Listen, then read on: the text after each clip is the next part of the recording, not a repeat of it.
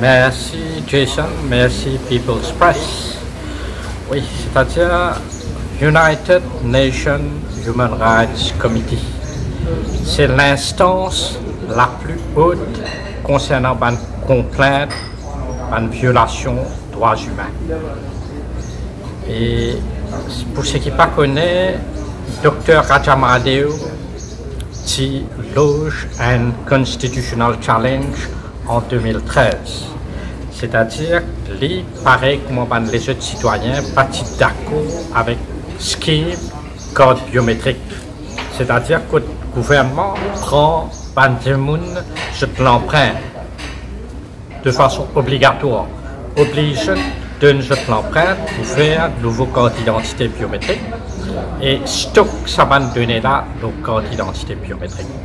Le ultimate case, la Cour suprême, le petit gagné en partie. Le conseil privé fin donne la Cour suprême raison. C'est-à-dire, victoire tient 50%.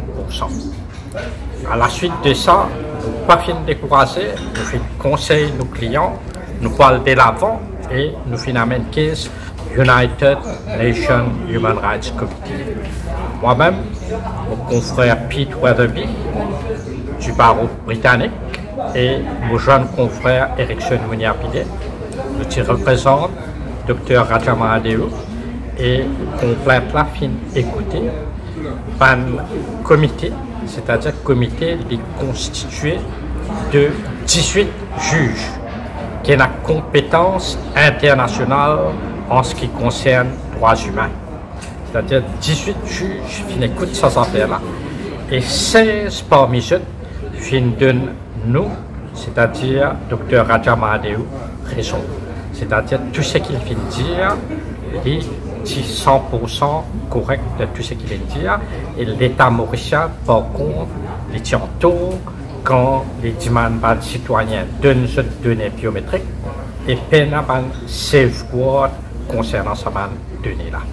C'est une grande victoire pour tout le monde qui croit dans des droits humains, dans un principe démocratique, dans une valeur républicaine. C'est une grande victoire pour Dr. Rajamadeo. C'est une victoire historique parce que United Nations Human Rights Committee, c'est un cours d'appel qui est beaucoup plus fort que le conseil privé. Il est beaucoup plus suprême que le conseil privé. Le conseil privé est limité à quelques pays du Commonwealth. Même un grand pays comme l'Inde n'est plus faire l'appel au conseil privé.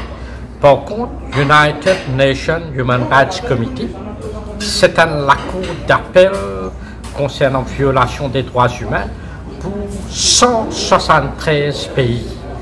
Et ce jugement est binding, c'est-à-dire, dans ce jugement-là, United Nations Human Rights Committee donne au gouvernement mauricien 180 jours pour implémenter toutes ces recommandations. Il y a un jugement binding et il y a la cour d'appel de plus grande envergure. Il y a 18 juges de compétences internationales qui siègent. Est-ce que maintenant nous bien entendre que le gouvernement amène une carte d'identité sans l'aspect biométrique? Le gouvernement pour ça implémente tout ce qui est dans ce jugement-là.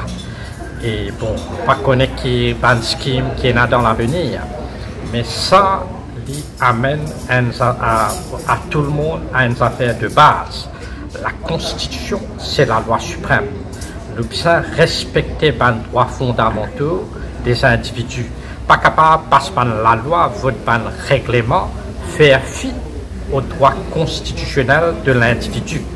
Il applique pour le code biométrique, il applique aussi vaccin obligatoire. Puis oblige les gens à faire vaccin contre ce secret. Et un vaccin, surtout, qui n'a aucune safety, qui n'a aucune garantie. Et là, nous pouvons trouver des clusters, tout le monde qui est vacciné, c'est ceux qui ont des clusters de COVID-19. Right? Donc, les citoyens ça remettre en question tout le temps ce que le gouvernement peut dire et le gouvernement peut faire. Pas parce que le gouvernement peut faire telles affaires, les bons. Le gouvernement dans le passé, au lieu d'acheter médecine de pharmacie, le gouvernement final acheter médecine de quincaillerie. Donc, citoyen, besoin réfléchir. Et citoyen, pas besoin de laisser, comment dire, BNE, pas une bonne mouton, une bonne citoyen responsable, quand je dis, surtout quand je dignité et piété, quand je droit humain et bafoué.